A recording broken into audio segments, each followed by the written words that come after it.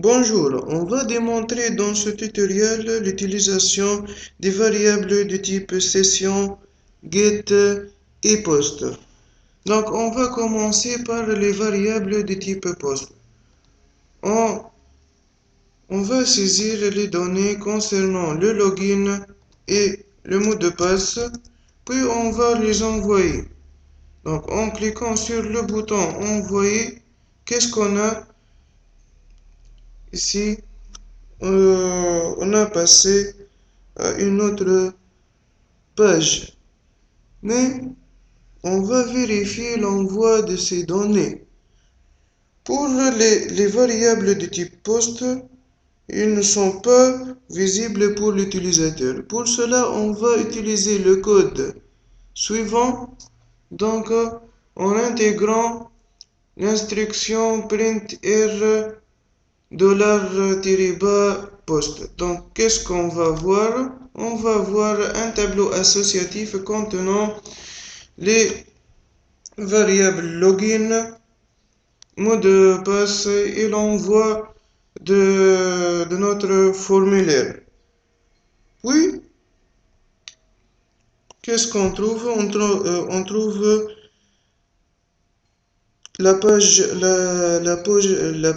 réservée pour notre utilisateur, par exemple ici, Moaz.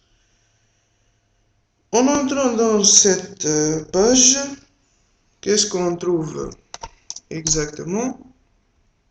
On trouve toutes les données concernant cet utilisateur. Donc, comment on obtient ces données? En utilisant les variables de type session. Donc, lors de la connexion de cet utilisateur, on va affecter à partir de la base de données les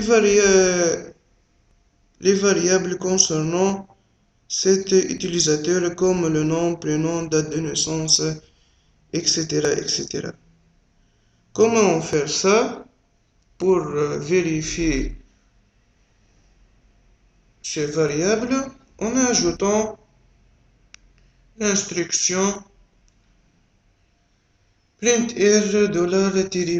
$-session.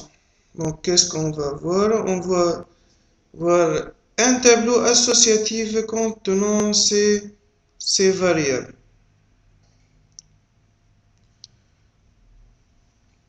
Puis, on va expliquer l'utilisation des variables de type get. Donc, on a vu les variables de type post, on a vu les variables de type session pour conserver les données concernant l'utilisateur connecté, puis les variables de type get sont utilisées généralement pour passer des paramètres par l'adresse URL.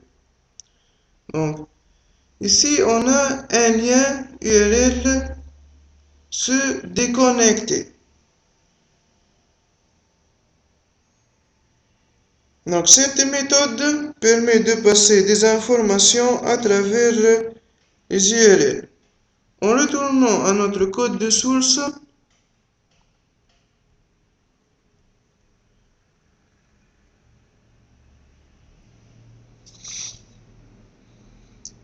si l'utilisateur est déjà connecté, on a le lien hypertexte ahref égale point d'interrogation logout égale OK. Donc après le point d'interrogation, on a le paramètre attribué par une valeur.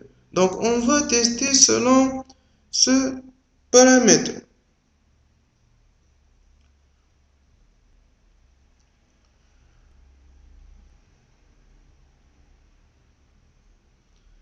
Donc, si ce paramètre est passé par l'adresse URL, on doit effacer l'historique de l'utilisateur en utilisant la fonction session Destroy. Retournons à notre site démonstratif. Cliquez sur le lien se déconnecter. Donc ici, on va voir le passage de notre paramètre logout égale OK situé dans l'adresse URL et l'utilisateur sera déconnecté.